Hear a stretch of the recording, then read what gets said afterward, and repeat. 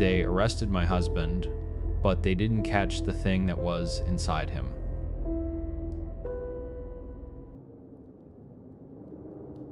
My husband is not a monster. I need you to know that before I tell you what he did. The man I married, the man who held my hand while our daughter was born, the man who cries at stupid commercials, is a good man. The thing that wore his skin, however, was something else entirely. It started with the board. Mateo knows my rules. There are only two, and they are not complicated. No cheap tequila, and absolutely no spirit boards. Not as a joke, not as a decoration, not for any fucking reason. It's a hard line I drew 15 years ago and have never once wavered on. He knows why. I told him the whole story, back when we were still learning the shape of each other's scars. So when he walked in that Tuesday, grinning like an idiot with that familiar rectangular box under his arm, the air in my lungs turned to ice. "Don't even think about it," I said from the sofa. My voice was flat, dangerous. His smile faltered. He held up the Ouija board like a peace offering. "I got it from a white elephant thing at work. It's just cardboard, Ani. Get it out of my house, Mateo. Come on, it could be fun. We love spooky shit. We love movies. We love stories." "That," I pointed, my finger trembling, "is not a story. That is a door, and you will not bring it into my home." The hurt in his eyes was real. He didn't understand. He thought it was a superstition, a silly phobia. He couldn't possibly grasp the cold, greasy memory of what a thing like that had done to my life once before. "Fine," he sighed, the box drooping in his hand. "God, fine. I'll leave it in my car." He disappeared back out the front door. I heard the trunk of his sedan slam shut. But the cold in the room didn't leave with him. It lingered, a faint, foul perfume. We didn't talk about it again. A few days later, Mateo went out with his friends. A poker night that always devolved into drinking too much and talking too loud. The kids, Zora and Caspian, were at my mother's. I was looking forward to a quiet house and a night with my husband when he got home. He stumbled in around 2 a.m. I was in bed, scrolling on my phone in the dark, the blue light painting my face. I heard his keys clatter into the ceramic bowl by the door, followed by the slow, heavy tread of his footsteps on the stairs. He was trying to be quiet, I thought. Sweet of him. But his steps stopped outside our bedroom door. Silence. Not the silence of someone gathering themselves, but a dense, waiting silence. I held my breath. The house was utterly still. I could hear the hum of the refrigerator downstairs, the frantic beat of my own heart. Why wasn't he coming in? I should have called out his name. I should have turned on the light. But a primal fear, ancient and cold, kept me pinned to the mattress. My eyes were locked on the thin crack of light under the door. Don't look away. Whatever you do, don't look away. Minutes stretched into an eternity. Then, slowly, so slowly, I thought I was imagining it, the doorknob began to turn. The door didn't swing open. It crept, a silent black wedge widening in the dark. A figure stood in the frame. Mateo. His silhouette was right, the broad shoulders, the way he held his head. But something was wrong. The air crackling around him was charged, electric with a wrongness I couldn't name. He didn't speak. He moved with a liquid speed that wasn't his, shedding his shoes without untying them and sliding into bed. He lay on his side, facing away from me, perfectly still. "Mateo?" I whispered. "You okay?" A slight nod. That was it. My mind raced, trying to find a rational explanation. He's drunk. He's just really, really drunk. He's trying not to wake me up. The explanations felt thin, like paper shields against a coming storm. I watched the rigid line of his back, waiting for the familiar sound of his snoring to begin. It never did. He just lay there, a statue in our bed, radiating a profound and unnerving stillness, until I finally drifted into a fractured, uneasy sleep. The next morning, his side of the bed was empty. The smell of coffee and frying bacon pulled me downstairs. He was at the stove, his back to me. "Morning," he chirped, flipping a pancake with a flourish. "You were acting weird last night," I said, skipping the pleasantries. He turned, a look of genuine confusion on his face. The dark circles under his eyes were gone. He looked rested, vibrant. Was I? Sorry. I don't remember coming to bed at all. Relief washed over me, so potent it made me dizzy. Just drunk, thank God. So, how was it? I asked, pouring myself a coffee. It was whatever. We got bored, so Julian remembered the board was in my car. We played with it for a bit. The coffee mug paused halfway to my lips. My blood ran cold.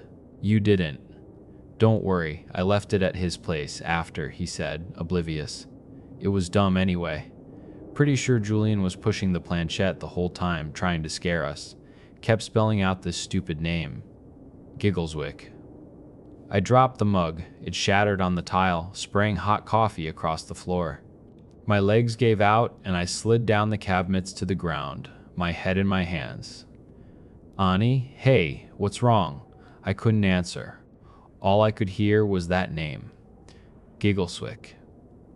A ridiculous, nonsensical name that had haunted the edges of my nightmares for 25 years.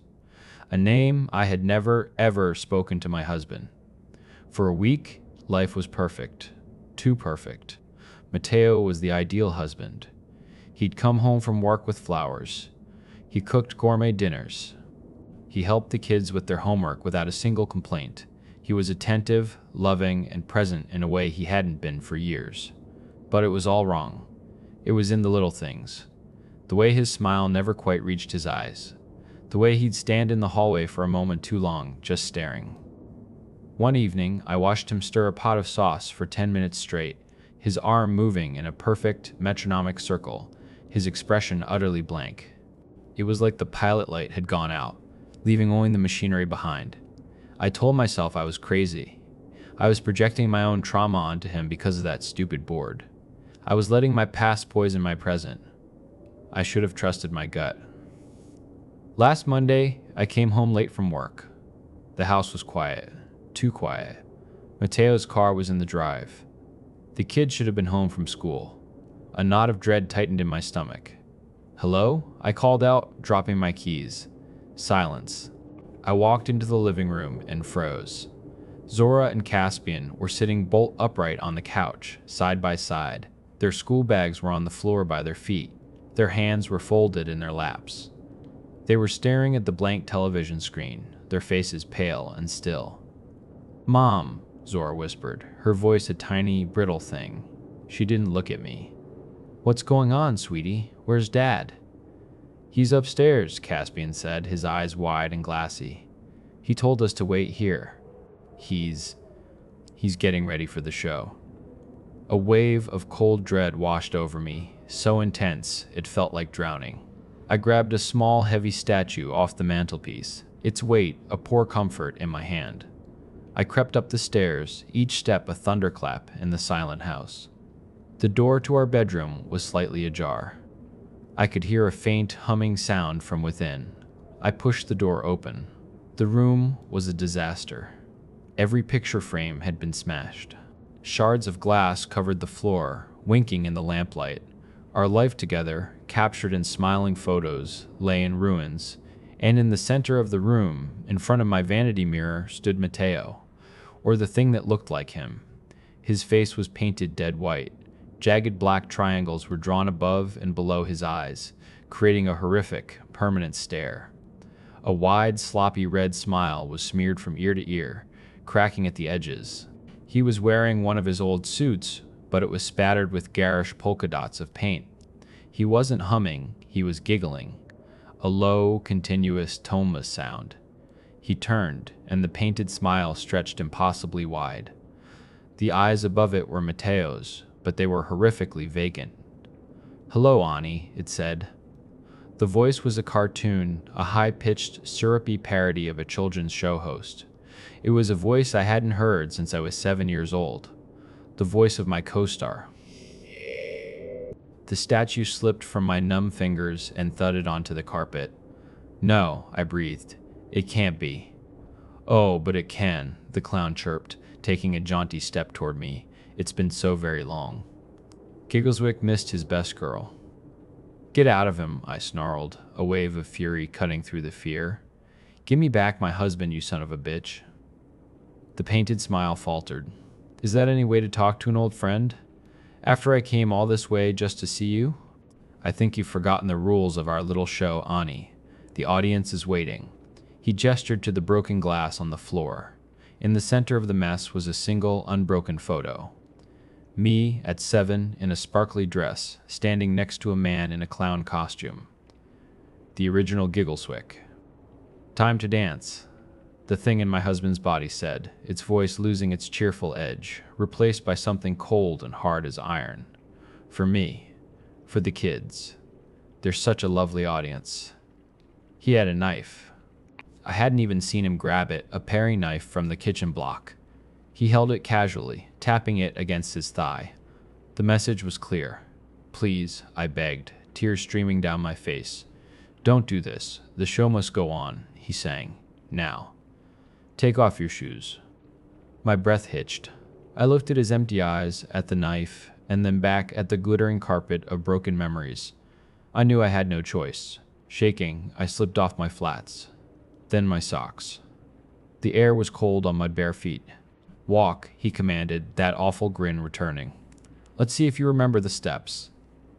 I closed my eyes. I thought of Zora and Caspian sitting downstairs, silent and terrified. I took a breath, and I took a step. Pain, sharp and blinding, shot up my leg. A strangled cry escaped my lips. The glass bit deep. I could feel warm blood pooling around my foot. "Again," he ordered, his voice giddy. I leaned on the doorframe, trying to shift my weight. I looked down. The shards of glass were reflecting my own twisted face, a mosaic of agony. One piece was from our wedding day. Mateo was smiling at me, his real smile, full of love and light. I took another step, and another. It was a nightmare of searing pain and the sickening crunch of glass under my skin. I was sobbing, gasping, leaving a trail of blood across our bedroom floor. Through the red haze of my tears, I could see the clown, my husband, clapping his hands softly, his head cocked to one side. He was enjoying it. "Very good, Ani. Just like old times, I don't know how much more I could have taken." I was lightheaded from the pain and blood loss. I swayed on my feet, ready to collapse. Then, the sound of sirens, faint at first, then growing louder, closer. The clown's head snapped toward the window. The smile vanished, replaced by a look of childish petulance. "Oh dear, it seems we're out of time." The front door crashed open downstairs. "Paulus, show me your hands." The thing wearing Mateo's face turned back to me. The vacuous cheer was gone, replaced by something ancient and cold. "This isn't over, Ani," it whispered, and this time the voice was a dry rustle of dead leaves. It was nothing like Mateo's. "We have so much to catch up on." Then he blinked. Just a normal blink.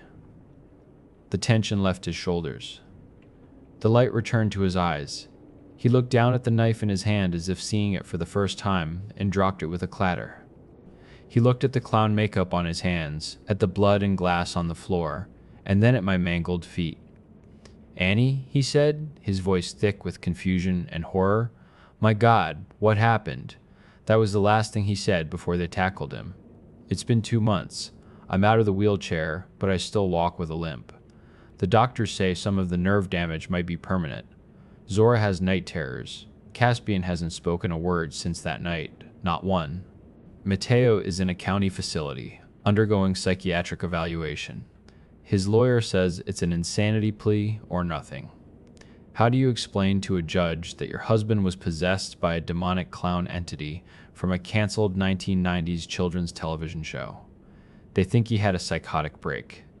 They think I'm a battered wife making up stories to protect him. Sometimes I think they're right. Maybe I am crazy. But then I remember the feeling of that presence in our house. The cold, the stillness, the utter lack of humanity in my husband's eyes. And I remember its last words to me. He said, "This isn't over." And the thing about Giggleswick, the one thing I learned as a terrified 7-year-old girl, is that he never ever breaks a promise.